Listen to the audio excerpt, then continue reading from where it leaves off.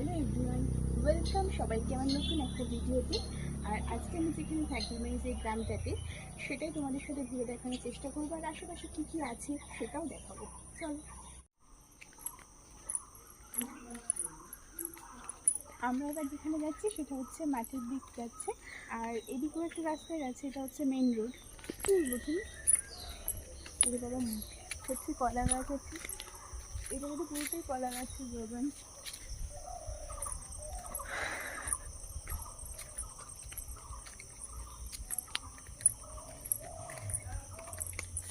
পুরোটাই পটলের ক্ষেত আর কি, চারিদিক থেকে পুরো পটলের ক্ষেত, ওখান থেকে অত অব্দি।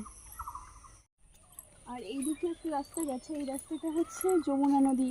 এখন যদিও যমুনা নদীতে জল নেই, কচুরিপানায় ভর্তি হয়ে গেছে। দেখ কি সুন্দর সুন্দর ফলগুলো, কি ফল জানি না, ওই যে ওইগুলো কি ফল জানি না, যদিও নাম আমি।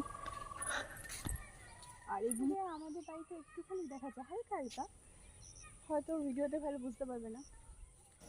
গ্রামের পরিবেশ কিন্তু সবারই ভালো লাগে, মানে যারা শহরে থাকে তারা হয়তো সবসময় উপভোগ করতে পারে না।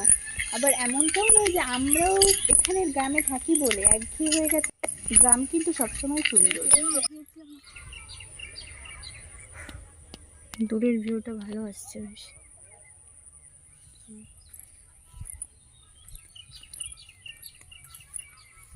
এখান থেকে শুরু হয়ে গেছে ঢালাই রাস্তা, অতটা অবধি ছিল কাঁচা। চলে এসেছি যমুনা নদীতে, এখানে একটু জল নেই, পুরো কচুরিপানাতে ভর্তি চারিদিকে। আর ওই পারে যাওয়া যেত আগে, এখন আর যাওয়া যায় না। এখন যেহেতু কচুরিপানাতে চারিদিকে ভর্তি হয়ে গেছে, ওই পারেও আছে মাঠ। আমার পিসির যেহেতু মাঠ কুমড়া, মানে ওই পারে আগে মানে সবাই বলতো আর কি যে নৌকা পারাপার করে ওই পারে যাওয়া যেত। এখন আর যাওয়া যায় না, জলও একদমই নেই, অল্প আছে। পিসির বাড়িতে সবাই আগে এই পার দিয়েই যাতায়াত করতো, শুনেছি আর কি। এই পারটা না ভীষণই সুন্দর, ভীষণ মানে আমার তো খুবই ভালো লাগে।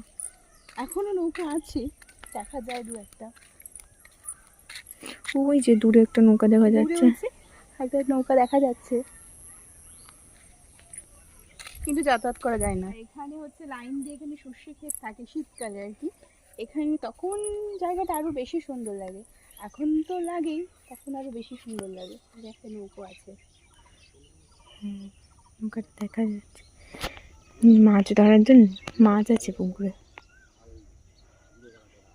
এটা একটা ছোট পুকুর আছে, তাল এখনো তাল হয়নি, তালের শ্বাস।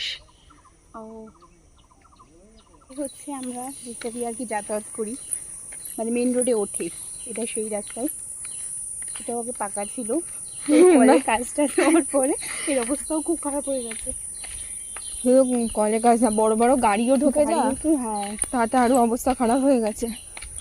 এবার আসছে হিন্দু মিলন মন্দির। এখানে প্রতিদিন সন্ধ্যেবেলা করে তো পুজো হয়, আর বাৎসরিক পুজো হয় প্রতি বছরই। আর আমার দিদি ভাইও এই স্কুলেরই টিচার, ট্রান্সফার নিয়ে এসেছে। হ্যাঁ মানে আগে অন্য জায়গায় ছিল, এখন ট্রান্সফার নিয়ে এখানে এসেছে। এই স্কুলে আমিও পড়াশোনা করেছি 3-4। আর আমি ও একদম ছোটোবেলা থেকেই পড়াশোনা করেছে এই যে স্কুল। কিছু গাছ এখানে কেটেছে, হ্যাঁ একদম অন্ধকার। এই যে মেন রোডে চলে এসেছি, আর ওদিকে যাবো না, এবার আরেকটা দিকে যাবো, সেটা তোমাদের ওখানে গিয়েই দেখাবো। এই দিকটাতে আমাদের গাইঘাটা বাজার। হ্যাঁ, এদিকটাতে গাইঘাটা বাজার, এদিকে হচ্ছে যাই হাবড়া। হাবড়া আমরা থাকি, তার মাঝখানে একদম আমরা। হ্যাঁ, এবার আমরা যাব আমাদের বাড়ির পাশ থেকে যে রাস্তাটা চলে গেছে, মানে আমাদের বাড়ির পিছন দিক থেকে আর কি যে রাস্তাটা চলে গেছে সেই দিকে। এই জায়গায় প্রচুর বাঁশ গাছ ছিল আর কি, পুরো একদম বাঁশ ঝাড় যাকে বলে, একদম একদম কেটে দিয়েছে, কিছুই নেই, ওইটুকুই শুধু রয়েছে। হ্যাঁ, ওইটুকুই রয়েছে, আর এখানে পুরো ভর্তি। পুরো এই জায়গাটা মানে একদম বাঁশ বাগান যাকে বলেছিল, ভুতুড়ে এলাকার মতো। এখান থেকে গেলে না খুব ভয় লাগবে, ভীষণ পুরো ভুতুড়ে এলাকা। এই যে তো সেই মোচা, হ্যাঁ সেই মোচা এদিক থেকেও এখানে গাইঘাটা বাজার উঠে যায়, তারপর মেন রোড, মেন রোডে গাইঘাটা বাজার সেরে থেকেই যাওয়া যায়। এখান থেকে হচ্ছে ওই সেই আমরা যে মাঠে গেছিলাম সেই মাঠটা, ওই হচ্ছে সেই লেবু বাগানটা দেখা যাচ্ছে। এখান থেকে হচ্ছে কালীতলা, এখানে হচ্ছে প্রতি বছরে একবার অনেক বড় করে পুজো হয়। আর এখানে গাছে পুরো একদম গাছ নেমে গেছে, যদিও থাকে না এরকম, এখানে প্রতি বছর অনেক বড় করে পুজো হয়, অনেক। ভীষণ কাদা হয়েছে রাস্তাটা, আর যাওয়া যাবে না ওইদিকে। যাই হোক আমরা ব্যাক করছি এখান থেকে। আমি একটা পুকুর আছে, এখানে আগে সবাই স্নান টান করতো, এখন এটাতেও আর করা যায় না, এটার অবস্থা খুব খারাপ। ওঠার রাস্তা হ্যাঁ আছে। ওরে বাবা, মাছ আছে না এটাতে? হ্যাঁ মাছ আছে। একবার আমরা রং খেলে এখানে স্নান করেছিলাম। এখানে এত বড় একটা কাঁঠাল হয়ে আছে, ওই যে উপরে হয়েছে, আবার ওখানেও হয়েছে, অনেক কাঁঠাল হয়েছে এবার গাছগুলোতে। হ্যাঁ এখানে অনেক আছে। ওরে বাবা, যাওয়া ছাড়া যেত না এখান দিয়ে। হ্যাঁ এখানে পুরো একদম মাটি উঁচু ছিল, রাস্তাটা কেটেছে, মাটি মানে মাটিটা কেটেছে, রাস্তাটা তৈরি হয়েছে। আর ওই যে আমাদের বাড়িটা দেখা যাচ্ছে।